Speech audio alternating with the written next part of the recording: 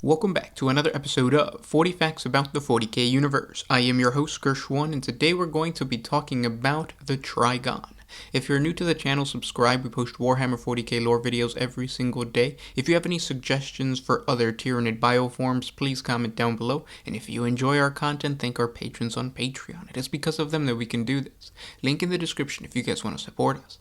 But with that said, let's get into 40 facts on the Trygon. A Trygon is a massive, serpentine Tyranid bioform, so colossal that it towers over even the mightiest Imperial bastions. It is a heavily armored monster covered from head to tail with a thick carapace of shifting plates. As the Trygon moves, these plates generate a potent biostatic charge that courses along the length of the beast's body and covers its bladed forelimbs with crackling power. The Trygon can direct this energy as a lethal high-voltage discharge, unleashing pulsing arcs of lightning that leave its prey little more than charred piles of scorched bone. A Trygon usually towers over the battlefield at 24 feet tall. Its massive 9-ton body can crush anything in its path as it snakes along the battlefield. It is most feared for burrowing deep underground through almost any material and tunneling behind enemy lines. It uses its acute senses to detect the presence of enemies above it, and when ready, the deadly creature uses its claws to dig upward, bursting through the ground with enough explosive force to push over Imperial tanks with ease. Once the beast emerges, it slaughters its foes with 6 clawed arms and razor-sharp teeth. Such attacks are hard to detect and harder to defend against, especially on worlds with background seismic activity. Only focus-heavy weapon fire can be relied upon to bring it down, for the Trygon's iron-hard carapace is proof against all else. To make matters worse, other Tyranid creatures use the passageways left in the Trygon's wake, scuttling unseen as battle rages overhead. The emergence of a tunneling Trygon therefore often heralds a larger Tyranid attack, with hordes of creatures pouring out of the tunnels shortly after its emergence. On some rare occasions, the Trygon simply creates sinkholes by shifting the earth around its prey. If sufficient weight is applied, the enemy falls into the Trygon's waiting claws. It is believed by xenologists that the Trygon is an evolution of the Ravener, a much smaller Tyranid bioform that fulfills a similar purpose. The hive mind must have adapted the genus of the Ravener to make the creature more suitable for siege warfare. When the Imperial fortifications proved too difficult to destroy, the Trygon was created to allow the Tyranid army a much simpler means of infiltrating. Just like their smaller brethren, the Trygon are not meant to be as durable as something like a Carnifex. Instead, they are meant to fulfill a very specific objective, most of the time to exterminate a threat that can be damaging to the rest of the swarm. When multiple Trygons are on the battlefield, they can combine and greatly amplify their own bioelectrical pulse into a single field covering the whole brood. Lightning jumps from beast to beast with a buildup of power so great that the generated field can disrupt, absorb, or even deflect incoming enemy fire. When released, it has the power of raging through enemy infantry and incinerating armor. Telltale signs of an imminent surfacing from a Bioshock brood include hairs standing on end, the tang of ozone, or the unusual electronic static through comms channels, though these warnings usually go unnoticed. In recent Imperial records, an exceptionally large Trygon was confronted and slain during the invasion of the hive world of Castabels in the Jericho Reach. Solar days after the first wave of mycetic spores from Hive Fleet Dagon descended upon the planet, security recordings from the ruins of Hive Trimilov showed a massive Trygon bursting through the hive's lower levels. The Imperial defenders that faced the beast coined the name What Lies Beneath. Within solar hours of its arrival, there was a major explosion within the hive's central plasma core, collapsing the city's power supply and slaying all the Xeno attackers. Without power to maintain internal ventilation, lighting, and power systems, let alone defensive weapons, the hive city's doom at the claws of the oncoming swarm was assured. A low-ranking tech priest who worked with the plasma core maintenance system was among the few survivors of the explosion. Mechwright Tolber endured extensive debriefings with inquisitorial agents, recounting the fine details of the event.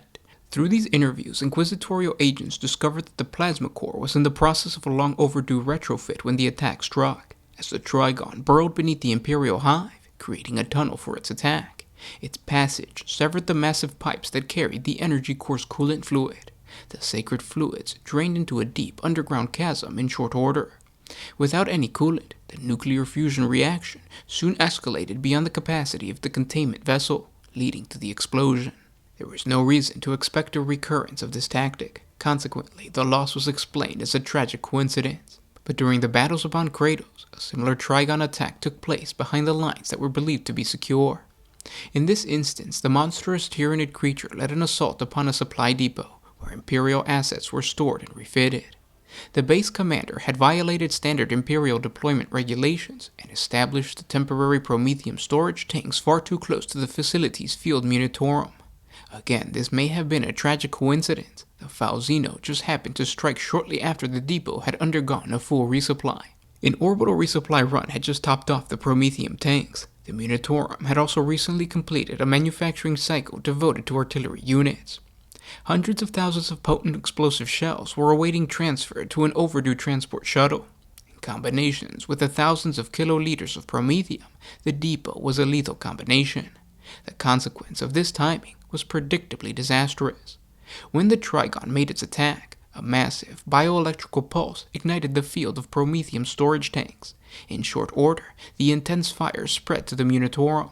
Then the artillery shells detonated in a catastrophic fashion. Between the detonations and the walls of flames, the depot was a near total loss. Hundreds of Imperial tanks and crews, thousands of train-supported staff, and a crucial resupply facility were all lost in a few moments. The only positive to be gleaned from the incident was that the tyrannid creature responsible was surely slain in the explosion as well. After that incident, several Imperial analysts noticed a similarity between the events upon Kratos and Castlebell. Since that time, several similar instances have been recorded. In all cases, an unusually large Trygon emerged amidst a seemingly secure location. In an instance, the monstrosity would trigger a disastrous explosion that vaporized substantial Imperial assets as well as the Tyrannid responsible. Solar weeks or months later, a similar incident would occur on another world. Between pictographic records and sketches compiled from surviving interviews, additional elements began to crystallize a complete story. The Trygon, which was dubbed What Lies Beneath by the forces of the Aculus Crusade, was somehow capable of targeting Imperial stores of volatile substances. Once this information was deduced, further investigation linked the creature to additional attacks upon Imperial fortifications. In all instances, the facilities had received substantial chemical stores, or had altered the mechanisms by which the volatile chemicals were contained. Further analysis revealed that the creature was consistently accompanied by several Hormagaunt broods during the attack. None of the confirmed incidences included any other Tyrannid strains as part of the assault. Another point of interest was that many of these attacks occurred during the earliest stage of the Tyrannid invasion. These events were identified as anomalies because they preceded the usual time point at which a Trygon would appear as part of a Tyrannid's ecological invasion. Analysis had suggested that this particular variant of Trygon is either capable of traveling with mycetic spores, or it has an alternate genetic priority so that it appears at times earlier than the norm.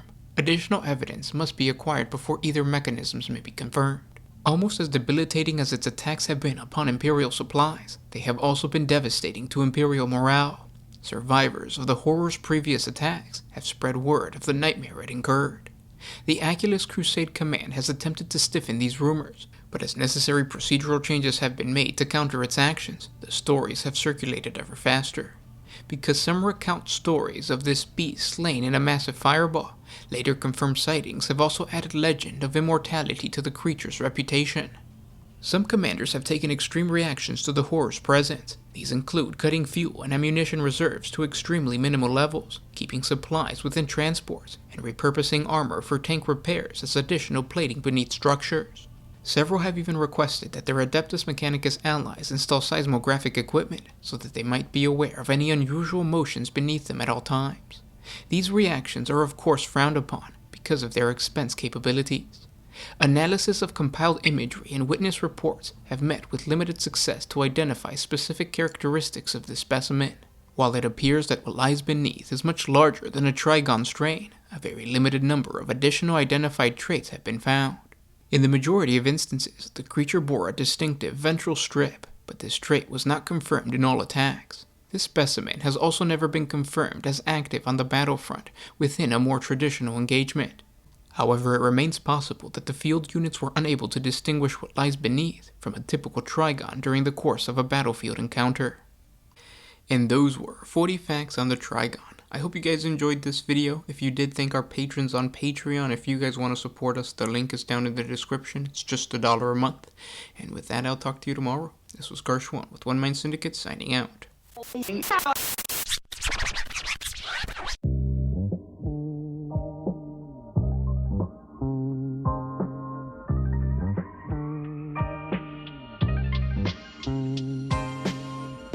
Oh! Look at my freedom